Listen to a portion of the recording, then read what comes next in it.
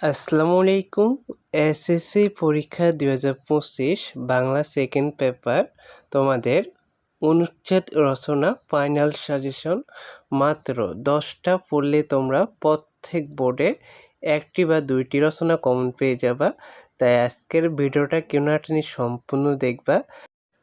আজকে আমরা 10টা অনুচ্ছেদ রচনা দেখব। তার মধ্য থেকে প্রথম 5টা বেশি গুরুত্বপূর্ণ। এই 5টা প্রত্যেক বোর্ডের শিক্ষার্থীরা ভালো করে পড়বা। 1. বৈশাখী মেলা। এখানে থাকতে পারে যে পয়লা বৈশাখ, উত্তর সেম হবে, একই রকম হবে। 2. বিজয় দিবস। 3. নারী শিক্ষা। 4. সুন্দরবন। 5. বইমেলা।